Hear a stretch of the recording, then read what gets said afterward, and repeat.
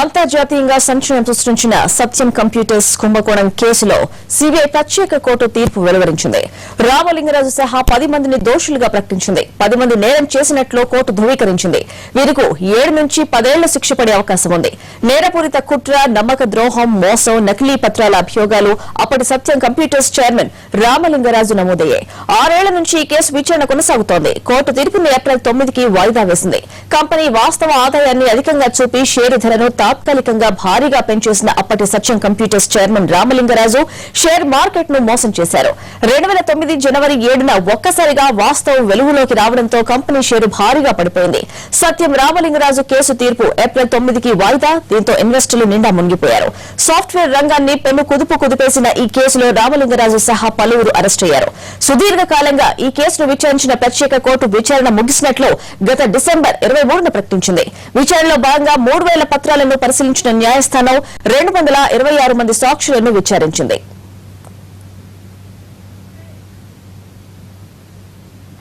దీనిపై పూర్తి సమాచారం శర్మ అందిస్తారు. శర్మ, రామలింగరాజును దోషిగా ప్రకటించింది కోర్టు. అక్కడ ప్రస్తుత పరిస్థితి ఏంటి? రామలింగరాజు సహా 10 మంది నిందితులను కూడా దోషులుగా ప్రకటించింది. వీళ్లు తప్పు చేశారని తేల్చింది నాంపల్లి సిబిఐ ప్రత్యేక కోర్టు. దీనికి సంబంధించి మరి కాసేపట్లో ఎన్ని సంవత్సరాల శిక్ష వీళ్లకు ఈ దోషులకు పడుతుందనే విషయం కూడా మరి కాసేపట్లో తేలిపోతుంది. అయితే సత్యం రామలింగరాజు అలాగే ఆయన సోదరుడు రామరాజులకు మాత్రం 120, 420, 409 సెక్షన్లు వర్తిస్తాయి. అంటే దీని ప్రకారం సుమారు 7 నుంచి 10 సంవత్సరాల శిక్ష పడేటువంటి అవకాశం ఉంది. మిగతా నిందితులు ఎవరైతే ఉన్నారో వాళ్ళలో వడ్లమాని శ్రీనివాస్, గోపాలకృష్ణన్, కల్లూరి శ్రీనివాస్, శ్రీ సూర్యనారాయణరాజు, రామకృష్ణ, ఉప్పలపాటి రాజు, శ్రీశైలం ప్రభాకర్ వీళ్ళకు మాత్రం కేవలం 120B అలాగే 420 ఈ సెక్షన్ల కింద మాత్రమే వీళ్ళు దోషులు అని ప్రకటించింది. అంటే దీని ప్రకారం సుమారు 5 సంవత్సరాల జైలు శిక్ష ఈ 8 మందికి పడేటువంటి అవకాశం మనకు కల్పిస్తోంది.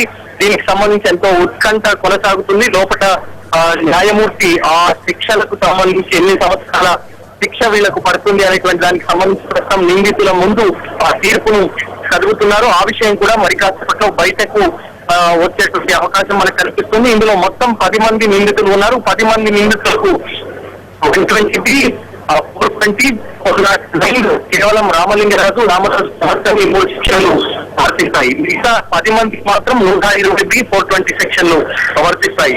అంటే వీళ్ళు గతంలో అనేకమైనటువంటి అక్రమాలకు పాల్పడ్డారు అనే విషయానికి సంబంధించి కోర్టు నిర్ధారించింది. ఇప్పటికే 14,000 కోట్ల రూపాయల అక్రమాలు ఇందులో ఈ కుంభకోణంలో జరిగాయని సిబిఐ తేల్చింది. దానికి సంబంధించి 3 ఛార్జ్ షీట్లలో అనేకమైనటువంటి అంశాలను అందులో పొందుపరిచింది.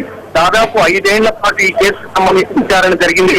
ఇందులో 2009లో ఈ అంశానికి సంబంధించి కుంభకోణం వెలుగు చూసింది. దీనికి సంబంధించి మీడియా సమావేశాన్ని ఏర్పాటు చేసి 7,000 కోట్ల అక్రమాలు జరిగినట్టు స్వయంగా రామలింగరాజే వెల్లడించారు. ఆ తర్వాత సిఐడి దీనిపై కేసు నమోదు చేసింది. ఆ తర్వాత సిబిఐ కూడా దీనికి సంబంధించి మళ్ళీ బదిలీ అయిన తర్వాత విచారణ జరిపింది. దీనికి సంబంధించి న్యాయవాదితో మాట్లాడడం. ఒక్క నిమిషం ఏం జరిగింది లోపల జరిగింది ఏంటి అసలు ఏంటి? ఇంకా కేవలం శిక్షలు మాత్రమే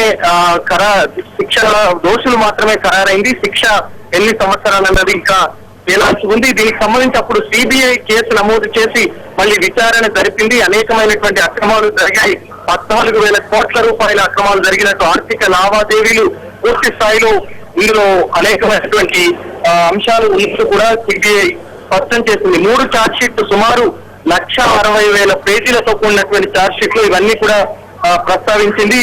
సుమారు 236 మందిని విచారించిన తర్వాత 3,115 రికార్డులను పరిశీలించినటువంటి కోర్టు 3 సార్లు తీర్పుకు సంబంధించి వాయిదా వేస్తూ వచ్చింది. ఎందుకంటే పెద్ద స్థాయిలో కుంభకోణం జరిగింది కాబట్టి అది 1 రోజుల్లో తీర్పును రాసేటువంటి అవకాశం ఉండదు. సుమారు 2-3 నెలల సమయం పడుతుందని గత 2-3 వాయిదాల్లో ఇదే రకంగా తీర్పు వాయిదా పడుతూ వచ్చింది.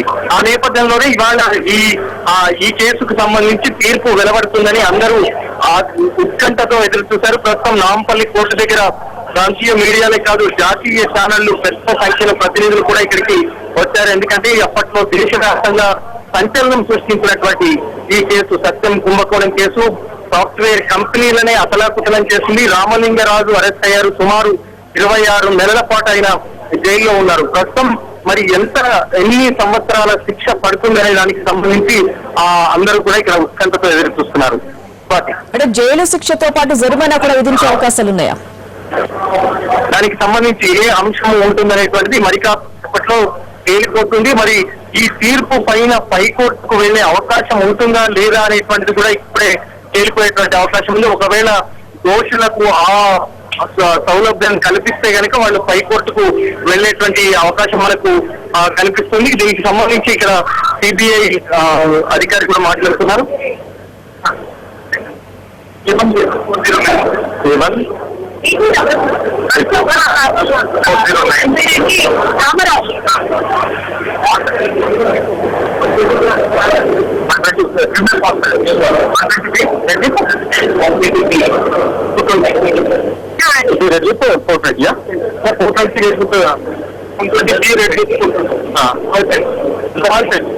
సార్ ఈ సెక్షన్ ప్రకారం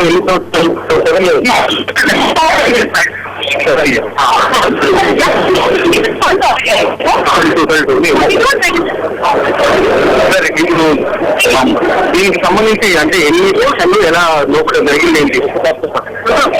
మొత్తము ఇది 4 సెక్షన్స్ కింద వీళ్ళను కన్విక్ట్ చేసిండ్రు.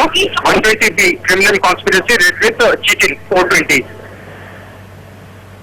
Red with 420 for all 10, and A1 and A2 Ramalinga Raju and రామరాజుకి 409. 409 is criminal breach of trust. ఇది A1 A2 వస్తుంది. మిగతా 120 criminal conspiracy, red with cheating అన్ని మొత్తం 10 మందికి వర్తిస్తారు. అదే ఎన్ని సంవత్సరాలు? Maximum 7 years imprisonment. దాంట్లో వీళ్ళు 26 months they have already served. ఇది చెప్తున్న దాని ప్రకారం ఇప్పటికే 26 నెలల పాటు రామలింగరాజు సహా ఇతర 10 మంది నిందితులు జైల్లో ఉన్నారు. అంటే ఈ సెక్షన్ల కింద సుమారు 7 సంవత్సరాల జైలు శిక్ష పడేటువంటి అవకాశం మనకు కనిపిస్తుంది. కాబట్టి ఆ అంశానికి సంబంధించి మరి జరిమానా ఏమైనా విధిస్తారనేటువంటిది ఒకటి చూడాల్సి ఉంది. మరియు మరోవైపు హైకోర్టు అప్పీల్ కు వెళ్లే అవకాశం కల్పిస్తుందా లేదా అనేటువంటిది కూడా ఒకటి చూడాల్సి ఉంది. Swathi, thank you.